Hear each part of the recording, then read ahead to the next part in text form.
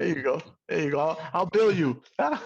Bill me, yeah. Just send me a bill and try to find me, and you'll do it. How's it going? How you doing?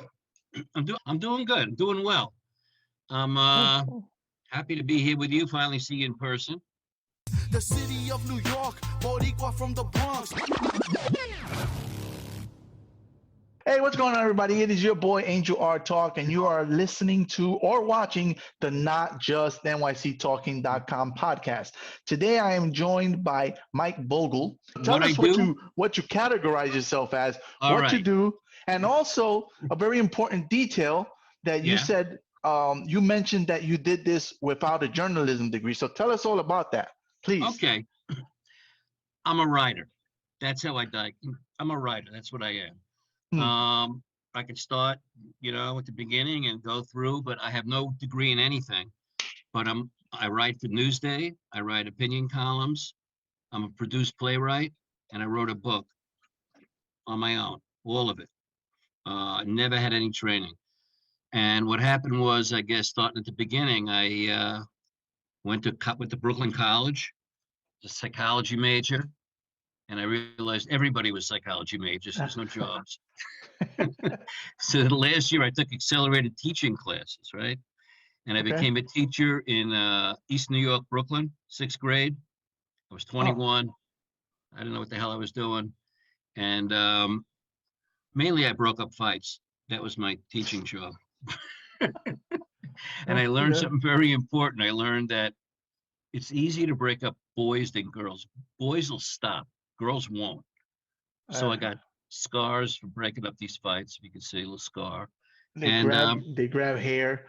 They yeah, can they get grab vicious. Yeah. hair, they grab breasts, and they kick them in the stomach. And you try to break them up, and they won't stop. But nice kids, but it was not what I should have been doing. I was Oh, married. I was married to another teacher. I lived in Brooklyn, had a very conservative life. And when I was young, my mother died pretty young, and she was 57. mm, And it really changed my life. It made me realize that this is not like a dress rehearsal. This is it. And yeah. I just flipped out at 30 years old. Just before I was 30, I quit teaching. I got divorced. I moved to Manhattan from Brooklyn, and I went from teaching to stand-up comedy. I Oh, just, okay. Huh? yeah, I did. All of a sudden, I'm at 2 o'clock. I'm in bars, with drunks, with a microphone. I was like, all right. And That's a tough gig right there. once you do that, you can do anything. I'll tell you, True. once you do that, it's you alone on the stage, light in your face, and a bunch of people going, yeah, make me laugh. Go ahead. Right. Right. That's a tough So gig. Yeah, for it's sure. it was, and I did it with I did like Al Yankovic, if you know him. I Yeah, I'm did very song, familiar with. Yeah. I did Yeah. song parodies, and Okay. yeah, I was not bad, I was pretty good, but I found that I like writing more than performing. Even though I performed at Dangerfields, and I wrote some jokes for Rodney, and Cool. Cool. yeah, it was, but I was like, this is where I should be. I should be somewhere, not in the classroom in Brooklyn with a wife, who doesn't speak. I need to be out here in the world.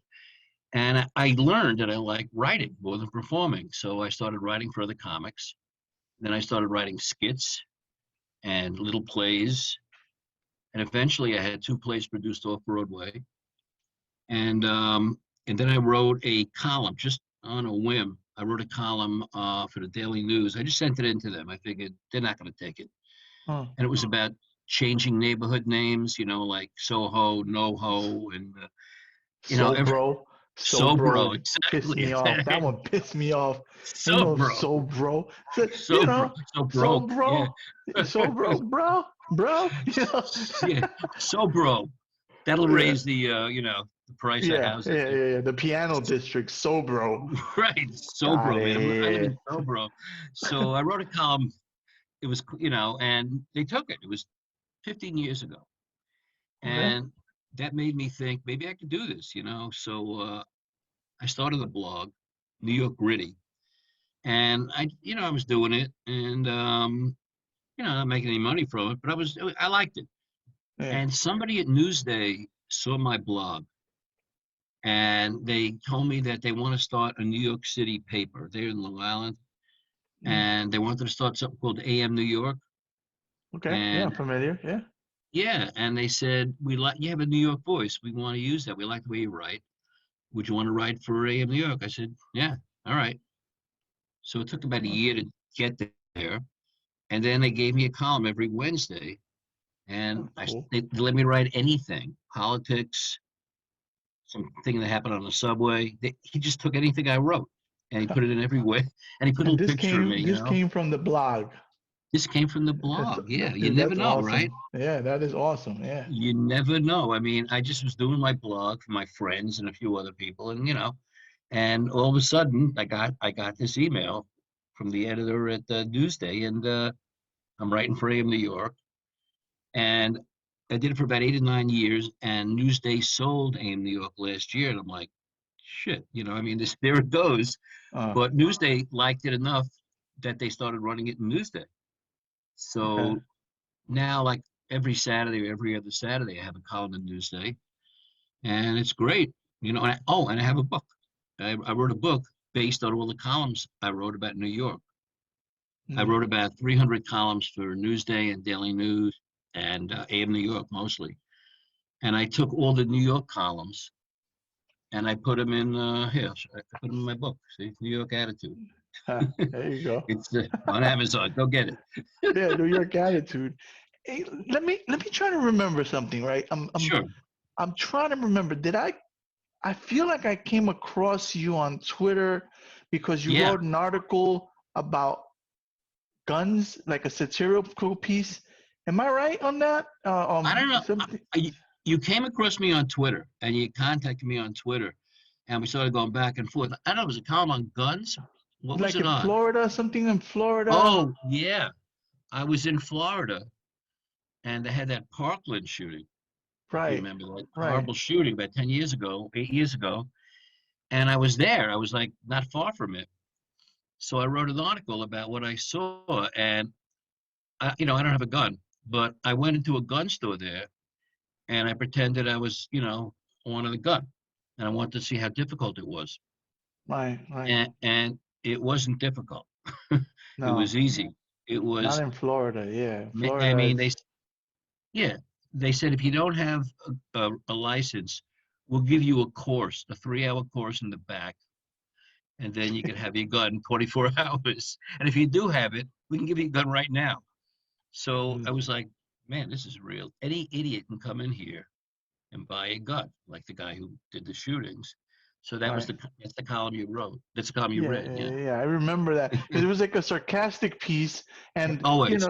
you know, I'd always been like, like I think at that period in time, if I remember right, I might have still been like on the right wing.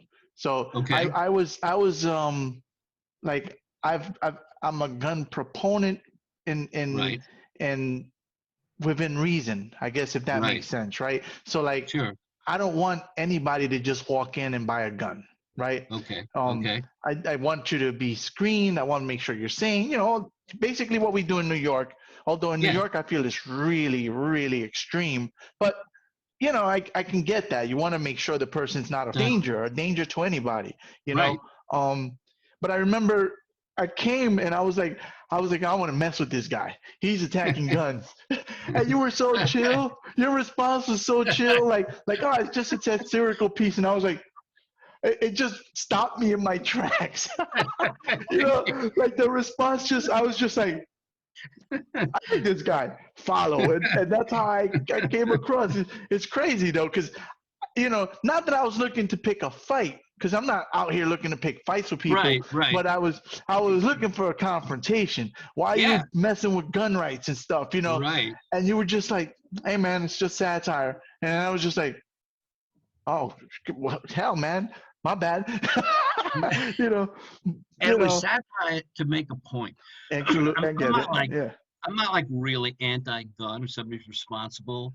I mean, look, you're right. on your own. Something happens These, to you in the street, you're waiting for a cop to help you, you're dead. I know that. these things I are, realize.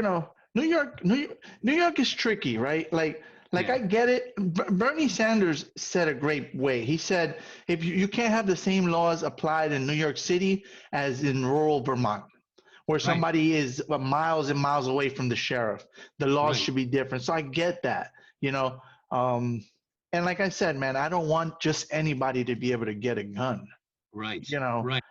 it's just not, it's just not smart. I mean, as is evident by these shootings, and these things Right. have happened by people who were slightly, imbalanced, or whatever we want to say. Yeah. Um, Yeah. People it's, can easily get a gun. And that's what I was really talking. I mean, I always use yeah, satire. I try to use humor to make my point because people, it keeps them reading. And then I make my point in the middle of my column. But in Florida, especially, I'm walking in, they don't know me. I'm not even from the state. And I could have right. had a gun in an hour. I had a Florida permit while living in New York. I got my Wow. permit from Right. all over the mail Right. from Florida in New York. Unbelievable. Now, It's now unbelievable. I had to send fingerprints and stuff, but it was very, very easy for Yeah. me to do, you know. Yeah. And then that permit allows me to carry in states that have reciprocation with Florida. It's Right. no good for me here in New Right. York, but so I saw how easy it was, you know. Yeah. Yeah. It's I mean, very shit, easy. I wasn't even in the state. I did it Yeah. from my living room. Right. So that you're getting your gun. They never met you. They don't know who you are. And now you're in New York and you have a gun, you know? Well, I had the permit, so I had the Oh, permit, to be able to a concealed permit in Florida. I got it right. while living in New York from my living room. I did the paperwork and everything, and I got it. Okay. In Yeah. New York, I don't have anything like that. I just have what's called a residence, like I can Okay. have at home. You know, Right. um, and I don't know that I'd want people to carry concealed in New York. It's a different place. It's not. I don't. There's a part of me that wishes that I could carry it, Yeah. but I wouldn't want everybody to carry it. So therein lies the problem. Why am I special? I Right? feel the same way You you know, do. I feel I'm responsible. right. I know I'm responsible, but I don't trust anybody else. And Exactly. or really, and look, if I'm walking with my girlfriend or something and somebody comes up to us and accosts us, I want to be able to defend myself and her. Right. And Right. at last resort, use a gun. But still, it's nice to know you have it. But then that means everybody can have it. Correct. And And the crazy thing about New York is that a lot of them have it anyway. right, The yeah, bad guys. That's the yeah, that's where the gun people fight us.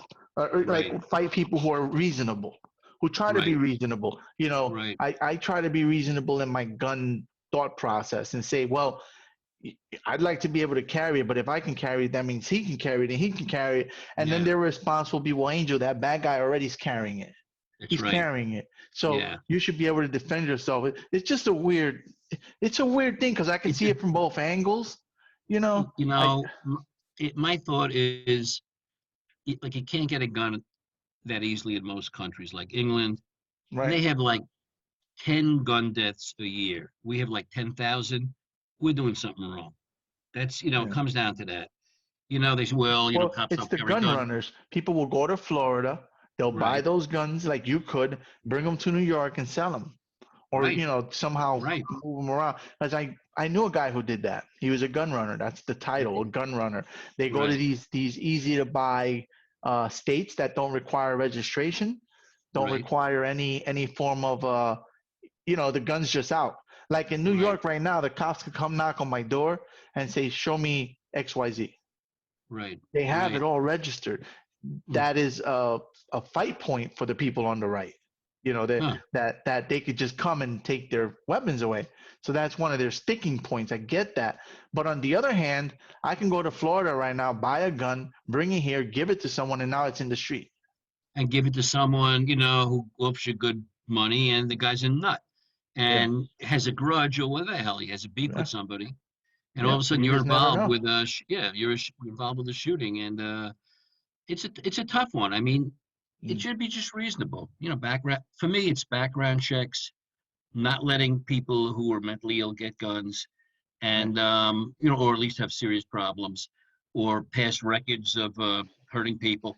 Right. And No, I'm not like, oh, every gun should be taken away at all. I'm not like that. I don't believe that. Reasonable individuals. We're Yeah, yeah, reasonable individuals, and that's the hard thing today because us saying this right now would yeah, have a lot of people on the left attacking us, and absolutely. I consider myself left leaning.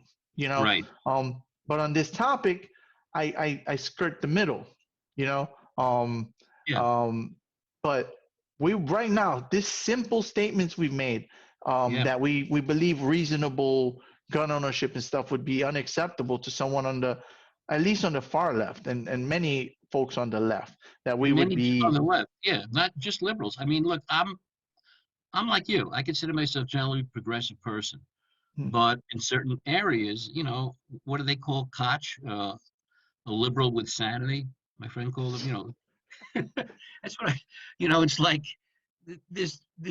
I go in the street, I see what's going on, especially I used to live in Brooklyn on the Upper West Side, and that's another tough issue where they moved a lot of the homeless into these right. hotels.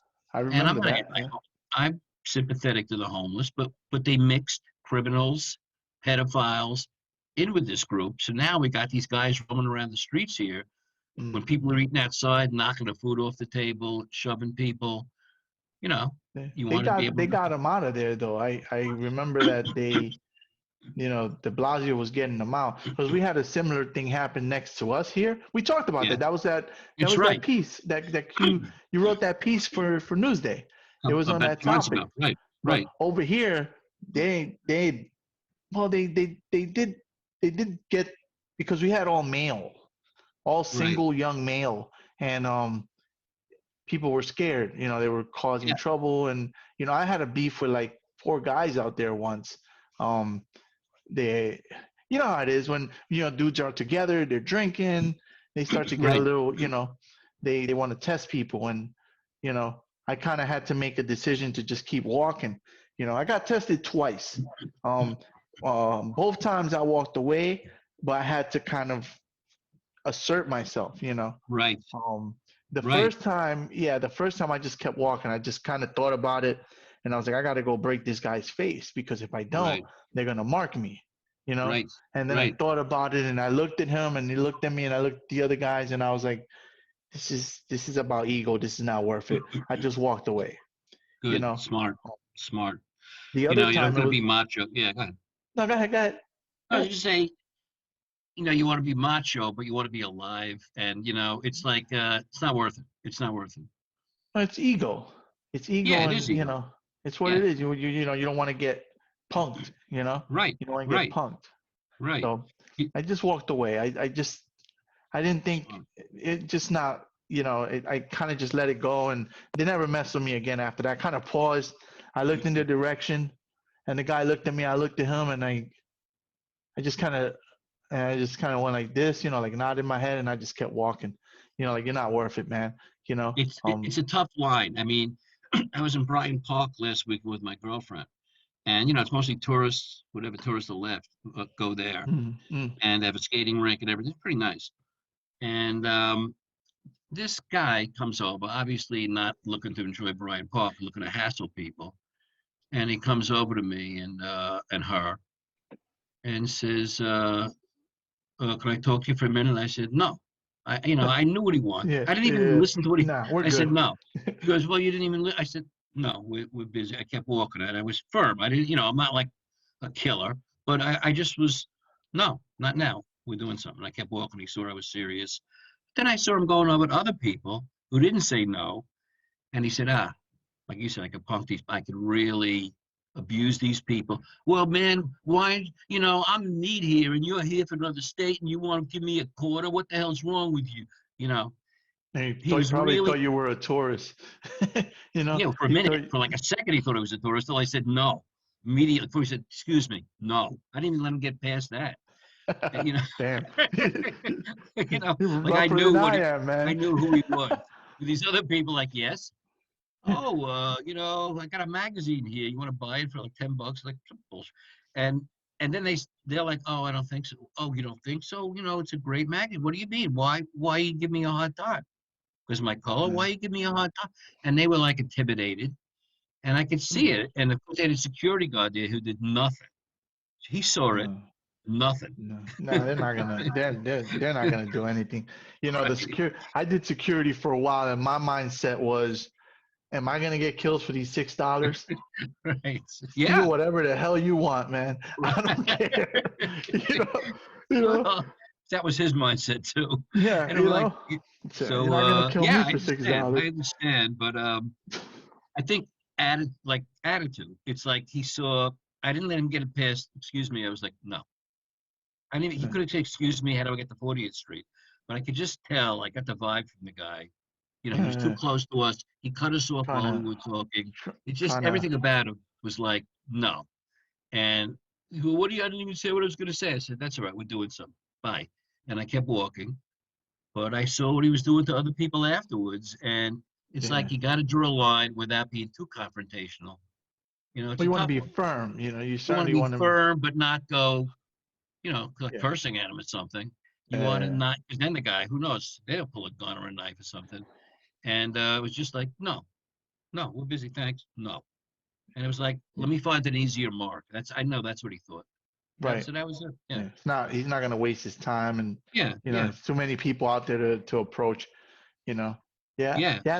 You have to be firm like that, because some, you know, and again, I am not, you know, I'm sympathetic to people out there, but I'm also, you know, I had one guy follow me, and I said, you know, I don't have any cash or whatever, and he followed Right. me, and I went into the store, and I didn't have any small bills. I didn't have any change. I just had a 20 or Right. whatever. But he watched me, and he saw me Right. pay, and he saw me get change. So when I Okay. came out, he said, "You got change now?" Oh, man. So Yeah. he came at me like that, and Yeah. I said, "I ain't got nothing." He said, "I saw you put it in your pocket." I said, "Let me rephrase. I ain't got nothing for you." It was like, maybe you're Yeah. not understanding me. He said, "You say you ain't got nothing." I said, "I ain't got nothing for you, bro." And, you Right. know, and I start, you know, on my face, you know, Yeah. and he just, I don't think he expected that. That's, You know. you're Yeah. right. I mean, you're right. When I was teaching, and like Mm. I said, I'm not this huge hulking guy, but I like to sleep late. So part of the job was if I stayed in the yard to clear the yard after school, I can come in 15 minutes later. So I said, I'll do it. And I had this other Oh, big teacher with me. And it was a rough neighborhood. right. So you'd learn to not when like you see these guys come into the yard look like trouble, Yeah. don't go the other way. Go right towards them. And that's what I learned. I said, you go right up, can I help you? And with my friend there, can we help you? And they're like, why aren't these guys afraid of us? There was like Right. 6 of us. And it was like, it was a lesson for me. Just confront be friendly, be firm. But I, it's just a lesson. I mean, I was on a train recently on a subway. I mean, now like having gone for a while, but Mm. quick story. About 4 years ago, 5 years ago, there was a guy on the train comes on. My wife is home with cancer. I have a 3-month-old kid who needs milk. Could you give me some money? Right? She's dying. My wife's dying of cancer. She only has a couple of months left. All right. Maybe he's telling the truth. Maybe he's not. Some Mm. people give it him money. 3 or 4 years after that, I'm sitting on the subway. Same guy comes on the train. My wife's dying of cancer. She'll be dead in 3 months. I have a baby at home. I'm like, shit. And I see this woman next to me who doesn't look like she has any money reaching into her bag, and it pissed me off. I'm saying, Yeah. now I know this guy's a fake. So he's coming down to her sub. So I said, what am I going to do? So, she's reaching in her bag, and I'm like, shit. So he comes up, and I say, oh, I remember you. I'm glad your wife is, she was sick. She's still alive 4 years later. I'm really happy. You know, the calling us bluff without really saying it. And I see Yeah. the woman next to me snaps her purse shut. It's like I was warning her. This guy's a Yeah. phony. He gets to the end of the car and he starts glaring at me like, you blew my cover, right? And I see he's making a decision whether to come after me or blow his cover so he can't keep doing this. And he made a decision not to come after me, but he was really pissed. But I couldn't sit there. I said, how am I going to handle this? Yeah. Not go, you're Yeah. full of crap. That was a risky move right there. It was risky, but I was so pissed off. But Yeah. I didn't want to say you're full of shit. I heard you 4 years ago. Your wife still died 4 years later. Come on. Well, you I tried to said, give it a different, you gave it a different spin, but all the same, you well, basically, I was, no, I pretended I said, no, and he said, yeah, she had 3 months to live 4 years ago. So I'm glad she made it through. I'm happy for you. yeah, But I saw the woman next to me, oh, screw this. So, yeah, you gotta pick your spot and figure out what you're gonna do. yeah. That was definitely a risk you took there, but when when you do that, you got to be prepared. Like you have, if you do that, you have to say, this guy could swing on me. I have to be prepared. You Yeah, know, you yeah, it know. was a risk, but and maybe I was stupid because I saw the guy just weighing it. I see him glaring at me from the end of the car because nobody gave him money after that. And Oh, so he's like, if I come after him, I'm blowing my cover. Then everybody knows I'm full of shit, and I can't do this on this train. So he just gave me a filthy look and went to the next car. That was yeah. it. Yeah, I was lucky. I mean, yeah, Okay. I maybe was stupid, Well, but I it's a risk, and we all do it. We all yeah, sometimes put ourselves. I was walking with my wife actually, and there were four guys, a woman, and like a carriage, like a baby carriage, and they were blocking the sidewalk. right. And my wife tried to pull me into the road to avoid them, Uh-huh. and the street in me came out, and I got Right. mad. I just got mad because who these guys think they are? You're gonna Yeah. take up the whole sidewalk and not let people walk through. And I said no, and I held my wife and I pulled her back towards me, and I walked through the group. Right. I was like, I'm Right. not going in the road for these people, right? And Right. the dude, like looks at me. I look at him. What's up? What's up, guys? What's going on? Hey, how's it going? Cute kid. And just I Yeah. wasn't being aggressive. I was just saying, pardon me. What's going on? Hey, what's up, y'all? What's Yeah. going on? Yeah. I Yeah. just Like it's walked right normal. through, Yeah. And then one guy goes, "Yo, homeboy." And I turned him Yeah. out. I was like, "What's up?" He said, "Yo, you should have walked around." And I was like, "In the street?" He's like, "That's Right. right. You should have walked around." And I looked at him. I was like, "Nah, I'm good, man." And I kept walking. Right. You know, Right. but in hindsight, when I think about it, that was not a smart move because I was with my wife, and that Right. could have gone sideways. Right. Right. Right. That was just the street. That my instinct of don't don't be a victim came in, and Right. going into the street in my mind makes you a target. It makes you a victim. They'll recognize you. They'll remember you. This guy's A- soft. Absolutely. And that's what happened to me in Bryant Park. I'm like, I want to come back here sometime. This guy's going to be hanging out here. Yeah.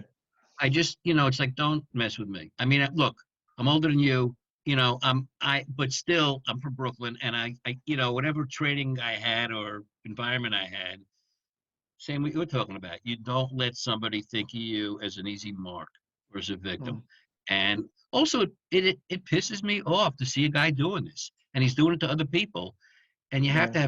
you have to have some pride without being a moron. You have to have some pride without being, an idiot. And that's, you take your chances. Yeah. I mean, out here, we're not looking for trouble, and clearly neither of us is not sympathetic, but there's a line. Right. When That's somebody right. follows you and says, "I saw you get change," Right. like I owe you something. I don't owe you a damn thing. Right. Right. That's why I said I don't got nothing for you. Right. Had he not said any of those things, I was intent on giving him some money if he Oh, was okay. just kind of passing by. But when he Right. came, and as a matter of fact, I don't quite remember, but I feel like I may have gone to purchase something that I didn't really need to break the change to give him like $5 or whatever. But the way he Right. came at me, where he's like, "I know you have it now," it Right. pissed me off. And at that point, it was like, you know what, man, try to Yeah. take it from me then. If it's like that, Right. you Right. know. But Yeah. yeah. It's hard. It's really every But these day are you the got to make things. a decision. These are the things you write about, yeah, like on Oh like yeah. like everyday type of stuff. And is Yeah. I don't that do tell us about what you have in the book? Is it stories like that?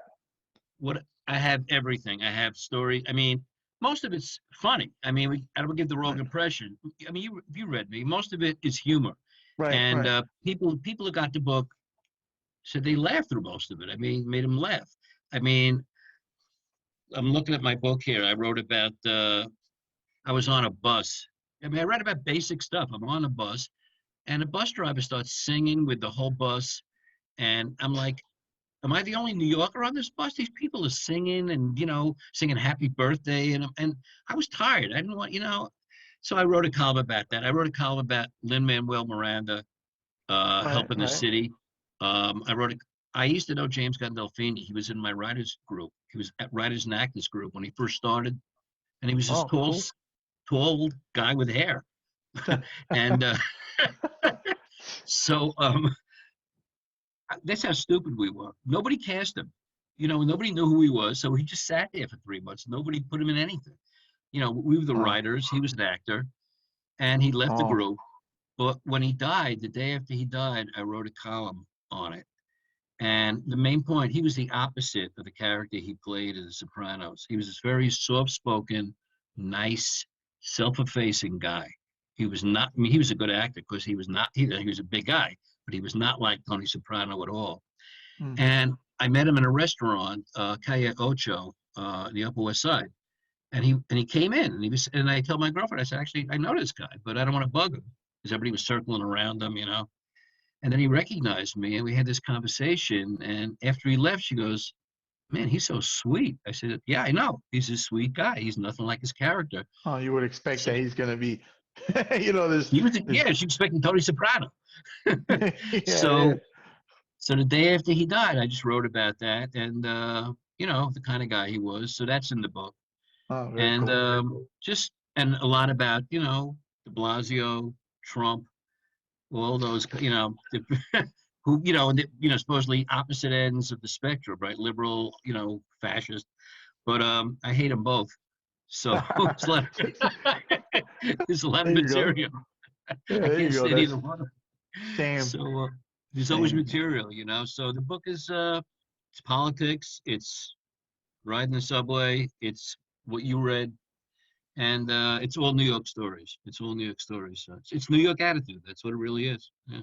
Very cool. It's on Kindle as well. It's on. If you have an Amazon account, go and just type Mike Vogel New York Attitude, and I think it's $6.99 on Kindle and $8.99, for this on Physical. the soft cover, and it's like 110 pages. It's a quick read, and I'm getting good response so far. So the hell, Hey, it's good.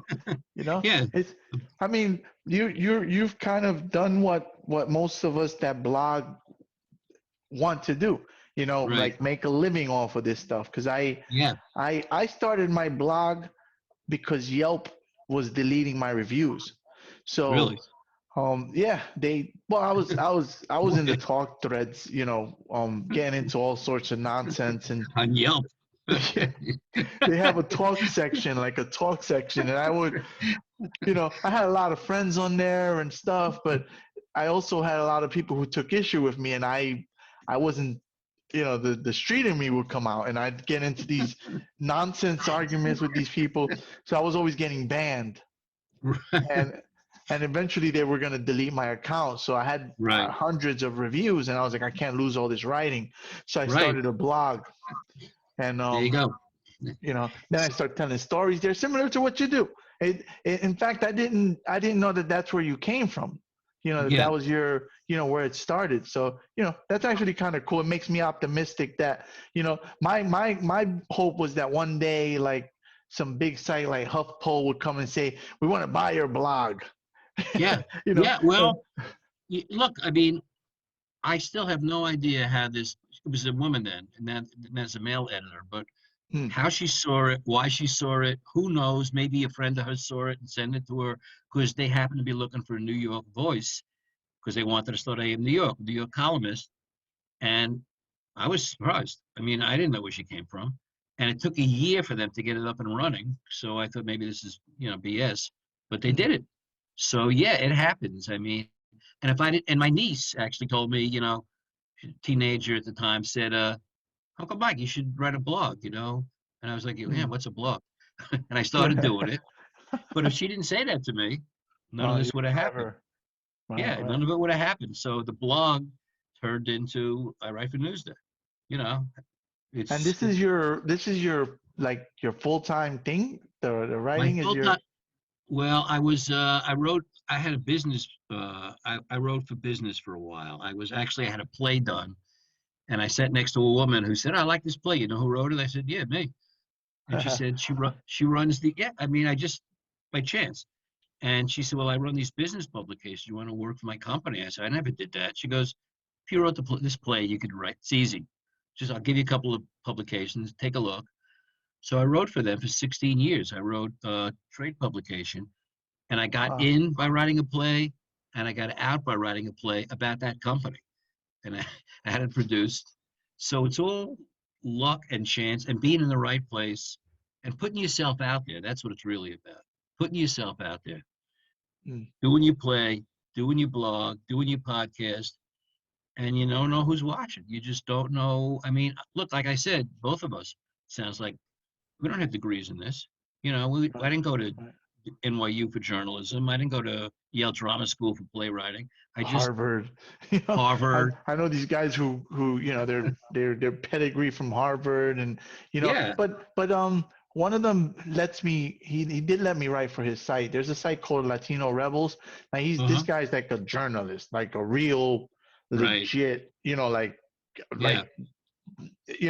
whatever that world entails, this guy is it. So Right. he's a Harvard guy, very, I mean, we're a whole different world. But he's let me write on Latino Rebels, which is his site. He's done a lot of Right. stuff. So I've been lucky like that too, that I've had some, I was able to write on HuffPo for a while, Oh, really? which was That's good. nice. Yeah, Yeah. that was cool. That was my big goal initially. I was like, I want to write for HuffPo, and Right. eventually I pulled that off. So I was really happy about that. You know, And you have that as a credit now. You have that yeah, as a credit. You know, if you want to send something to somebody else, I wrote for HuffPo, which gives you credibility. I mean, yeah. that's what I do. I mean, I was in Florida and I was stuck there. I went down for a while during the pandemic, before the pandemic hit. And when it Mm, hit New York, I just stayed there for a couple of months. And I said, what am I going to do? I sent something to the Sun Sentinel, which is a pretty big paper down there. And I said, I write for Newsday. So they read it. If I didn't write for Newsday, they wouldn't even look at it. But, mm. you have How do that you calling how do card. you how do you go about that? Like when you say, so I have this credit, but I don't know how to use it. Well, How does you want to write for other publications? I mean, what's your goal here? Well, yeah, I'd like to get my writing into many other places. Yeah, All right, um, yeah, yeah. no, make a list of the places you want to get into. Read their publications, see what they're doing, and then find the like one of the editors, go on their website, go on Google it and find out who the most likely person is to send a cover letter to. Like the second in charge of the editorial page or whatever you want to write, whatever section you want to write, Mm, write to him. Say, first of all, write an article for them. Have one ready. Have one right. ready. And say, I always, I like the publication. And I wrote for HuffPo, put that right at the beginning. I've written for a number of places, HuffPo. I have my own podcast. I'd like to send you something, would you take a look at it? And half the Mm. time they'll say, okay, you send it to them and then you got a shot. Oh, cool. So that's kind of like considered a pitch. So It's is a that the pitch. that's the It's a language? pitch. Like, Yeah, and that's a language. You give a pitch, but the key is in the first sentence or two, put I wrote for HuffPo, because then they're uh, like, nobody wants to be the first person to take a chance on you. That's what I found mm, out. So once you yeah. put HuffPo, it's, That's the oh, same here's in an HuffPo. everything. It's It's the same in everything, every field. right? We want to hire you, but what's your experience? Yeah, We need a yeah, master's and 10 years of experience, but I'm yeah, 20. right, You right. know? It's like, well, come back in 10 years. Yeah. It's but nobody wants to be the first to take a chance on you, and it's a catch 22 because how do you Right. get in if nobody can take a chance on you? So you have that. You have that credit.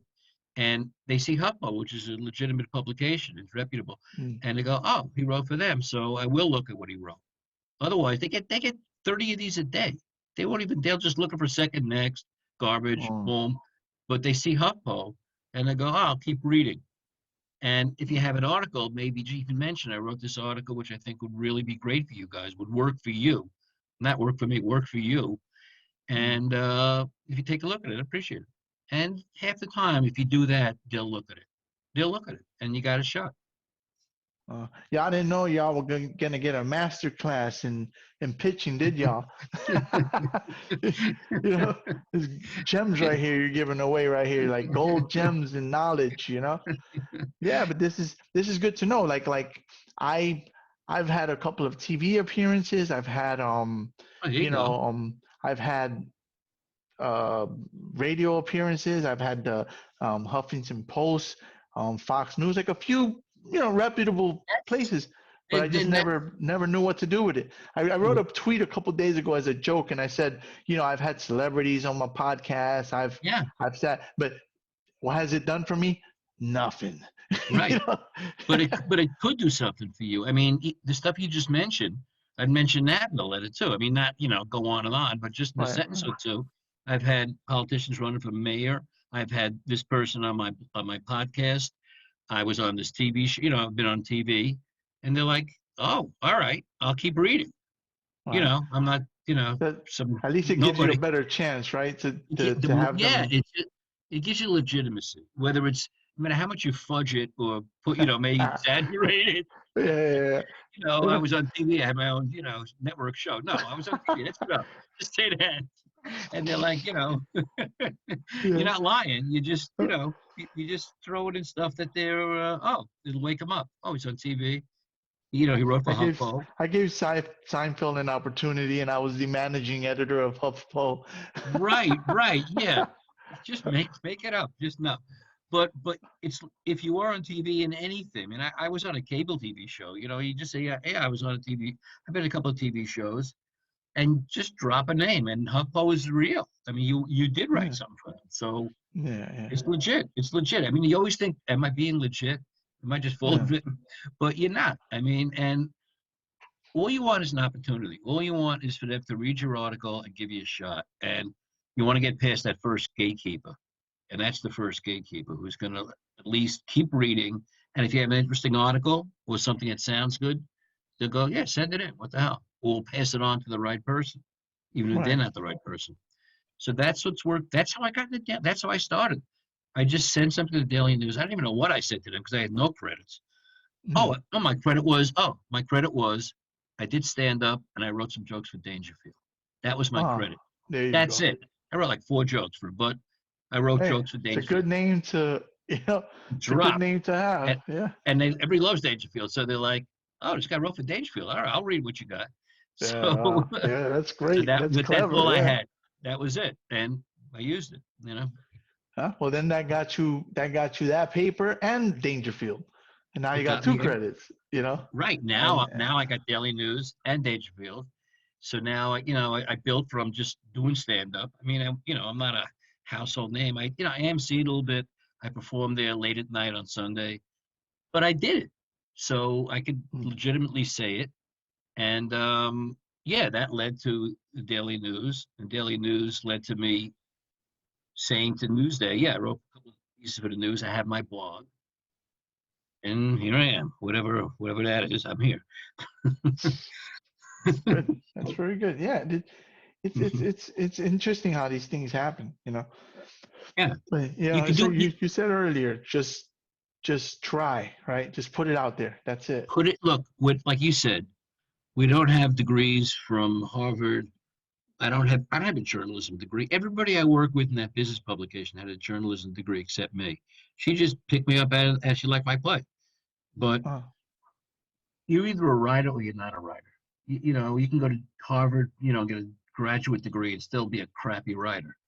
Some mm, people, Pete Hamill was a high school dropout. He's a great mm, writer. He was a great writer. And Jimmy Breslin, the same thing. He didn't have a journalism degree. Some people are writers, some people aren't writers. And have confidence in yourself and get it out there. That's what I did. Well, it's worked out. It's worked out. Yeah, I'm happy. Very cool.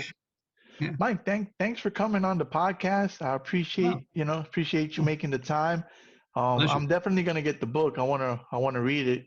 Oh, I'm gonna okay. get I'm gonna get I mean I'd like to get a physical copy and get you to sign it, and then Sure. have that so that when you're like this huge writing person, I'll be like, I got it, bitches. Yeah. But I love reading stuff on my Kindle. Like I've Get it there. I've completely like gone digital on everything. That one Okay. took a while. That took a while for me to accept it. Like I always liked the physical, Well, the hard, not to be plugged by shamelessly, but the hard copy is nice to have. The soft cover, it's Mm. nice. It's like it's Yeah, something really. it looks like a You see a nice. cover, it's like a. I Yeah. had somebody in Australia do this cover. I mean, somebody told me send it to Australia. They go, yeah. Oh, to the New So York. Yeah. they did the cover, and they yeah. I mean, it's not. Plus, I had all the columns written, so it wasn't that hard for me to do. All I had to write was an intro and a couple of other things, and type it in, because I just picked out my New York column, the best of my New York columns, and put it in there because I wanted to have a theme, not just a bunch of columns. So Right. it's so far so good. It's yeah. If you get a copy, I'll sign it. Sure. Yeah. Cool. Appreciate that. Yeah, Yeah. I'd love to. Yeah. Thanks again for popping on the show.